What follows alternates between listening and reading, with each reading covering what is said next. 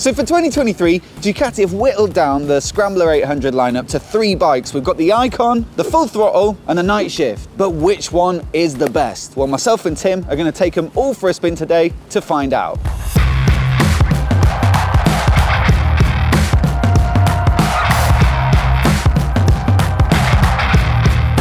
Now, the only way to truly discover which bike is the best, mate, is to score them in a few different categories. And of course, any good retro scrambler has to be good looking and something you're proud of owning. So we've got a few differences between these 3 bikes, and I was wondering, Tim, if you could take us through them. Oh, I didn't realise there was an exam. So you start with the Icon, obviously. This is based and inspired by their classic scramblers of old. Biggest difference with this one, and my favourite, or one of my favourite parts, is the changeable panels on this one, which is so much easier to do than the older version where you could just change the side panels.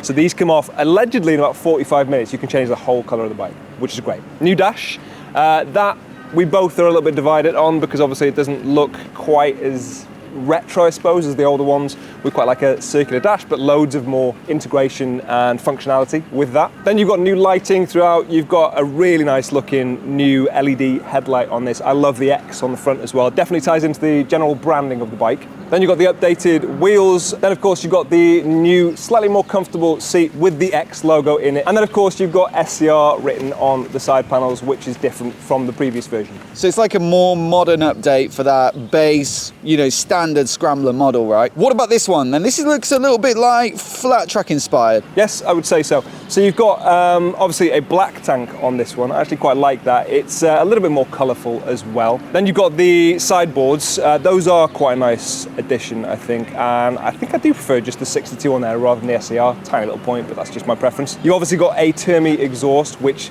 looks better. Then of course you've got a different seat, obviously different indicators across it as well, with the mudguard actually taken off on the rear. These look quite neat. I like these indicators a lot. It looks a little bit more custom. We'll talk about the prices later, but you sort of get a little bit more of a fancy finish for your extra little bit of cash. They're definitely more plush. I mean, the standard ones are plastic and a little bit more bulky. These ones definitely smaller and neater looking and just a little bit more premium feeling. And then lastly, we've got the Nightshift. This is a bit more of like a classic style, I feel, Yeah, this one I think actually is probably my favourite. I really like the colourway on this one.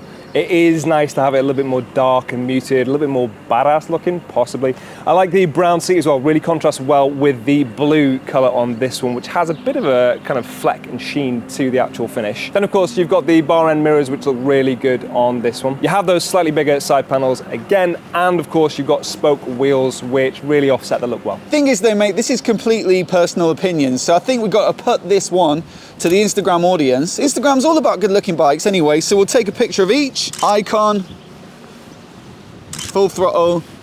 Right, you have to be out the picture, mate, otherwise everyone will vote for the one you're in. And the Nightshift. Post them on Instagram, make a little poll, and then towards the end of the video we'll come back and see which one's won, and then we'll know which is the best looking bike. Now, as my good friend Tim has already alluded to, there is a slight difference to the exhaust setup on these 3 bikes. So the Icon and the Nightshift get the standard little stubby pipe, but the Full Throttle gets the Termignoni slip-on accessory. So which one sounds the best? I think we'll have to start them up. You can be the muff operator there.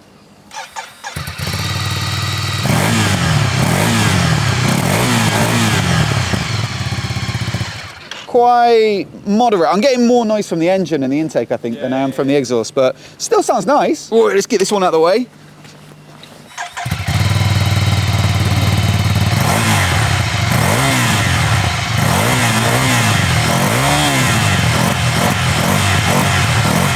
I've got to say, this sounds better, so I'm going to go the full 3 points for this. And then those 2 draw because they're the same. Still nice sounding bikes, but no difference between them. How many points do we give for a draw? 3 and 2-2 or 3 and 1-1? Okay, 3 and 2-2. So fundamentally, like, the basics of these bikes are all very much the same. The engine hasn't changed that much, has it? No, although they do say they have changed, I forget the percentage now, but pretty much the whole bike's had attention to it. But it still has the same power output, it still has the same kind of character, definitely. Biggest difference is the ride-by-wire. Yeah, much smoother throttle response. Really very nice. And also they've shaved 10 kilograms off the chassis And so that makes it feel very sprightly, especially when you compare it to other sort of like retro bikes. And then, like you say, we got this TFT dash now, and that gives you the riding modes as well because of the ride-by-wire throttle. So you get a sport and a road mode as well. And so they're all fun to ride. They all retain that fundamental good stuff about the Scrambler lineup. But the big difference between these bikes, apart from the visuals and the little bits of finish, would be the handlebar position. So this is kind of high and wide, isn't it, the Icon? Yeah, it always has been. That is closer to the my version, the original. And I guess that gives you a little bit of that standing up ability. I mean, it's not really a bike you'd choose to take off road over something like a, you know, middleweight adventure bike. But if you did want that sort of more scramblery feel to it, it definitely gives you that big wide bars. The full throttle's a little bit more of a compromise, a little lower, isn't it? It's definitely lower, yeah. So standing exactly the same, you can't really. It's throwing you over the bars, so it's obviously unnecessary. It's not the kind of bike you're going to go and take off road, but on road, I would say I prefer this slightly lower bar setup because you are a little closer hugged into the bike, maybe, a little less sat up. Real nice leverage over it as well, nice and wide. I think I agree, actually. I think the full throttle is the one that I slightly prefer. This is more comfy. I might choose this for commuting because you sat up, you're looking ahead, but the full throttle just feels a bit more engaging when you're going through bends like this, you know? Definitely, yes. I'm interested to see what the Nightshift is like in comparison, but between these two, this is definitely my preference as far as body position goes. All right, well, let's go and pick it up and then we can see how it feels compared to the full throttle. So yeah, it feels a little bit different, doesn't it? It's more compact, not just lower, but I think a little bit narrower as well. I'm going to say it is narrower, and I'm going to say that affects it in that you've got less leverage over it, which means that it holds the line a little bit more strictly. I think it feels like a smaller bike. Yeah, it feels like a toy bike after you've been on the Icon. Yeah, and it just sort of, it also kind of makes you want to lean off it a little bit more than those two. Yeah, I know what you mean. You feel like you're all tucked in and narrow. I think jumping back onto the full throttle, this feels like the best compromise to me. I would agree. I would say though, on this kind of road, on this kind of day, I actually prefer the Nightshift. Right, so after riding them, I'm going to go for the full throttle. I think the quick shifter adds a bit of fun, very crisp. The sound's a bit beefier, so it sounds better to me. And also the bar position is more of a happy medium. You know, it's not too low and compact, it's not too wide and high. It's just right. What about you? It is in that Goldilocks zone, yeah. I think if it was a bike to get on with for more situations, definitely the full throttle. From today, I prefer the Nightshift. So you're going to give that 3 points? Yeah. What's 2? 2 points full throttle. And 1 for the Icon? 1 for the Icon. I think I'm going to go 3 for the full throttle, really liked it. 2 for the Icon, because I like that versatility of having those high bars. You can get up on the pegs if you want.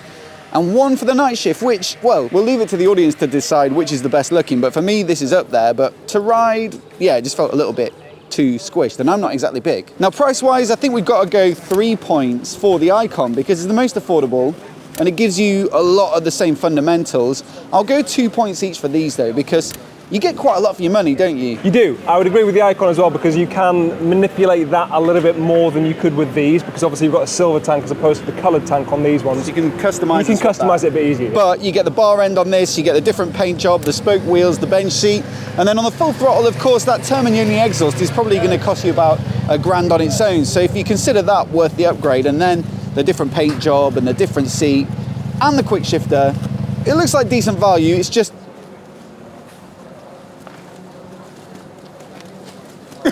so with that, let's have a look at the scores. So I think we gave it 3 for the full throttle for the sound, because it does sound a little bit more bassy. The other one's got 2. Then on the ride, you gave the Nightshift 3, the full throttle 2, the Icon 1. I gave the full throttle 3, the Icon 2, the Nightshift 1. Price, we went 3 to the Icon, 2 to the full throttle, 2 to the Nightshift. And then looks, from our Instagram poll, everyone said the Nightshift was the best looking. Then the full throttle, and then the Icon, which I think is probably where I'd probably agree. Yeah, that's tasteful. When you see someone riding this bike, it looks cool. This is a bit more garish, but quite fun to look at. And of course, I think if we had a different colour of the Icon, it might have fared a little bit better. But naturally, it's the most simple, and it's like, as you say, a bit of a blank canvas for customization. So it still has a place, still a great looking bike, but you can see why it got 1. So that means the Icon comes in 3rd place with 9 points. In 2nd place, we have the Nightshift with 11 points, and with 12 points, the Full Throttle. But is that scoring representative of which one, if it was your money, you'd go and buy? No, because it would be this one for me. I really like it. I mean, different applications, but as a weekend bit of fun, this one, hands down. For something I have to use in town a bit more and other places, then it would be the Full Throttle. I think what I'd want is the Nightshift with the bars of the Full Throttle and the quick shifter and an exhaust. So it's the riding experience of that, but with the looks of that. Anyway, as always, let us know which one you pick down in the comments below. If you want to watch Tim's full review of the Icon from the launch in Spain a couple of weeks ago, he did a great job. Then I'll link to it on the screen. You can give it a click, give it a watch. Let us know what you think of it down in the comments. Many thanks for watching, and we'll see you in the next video.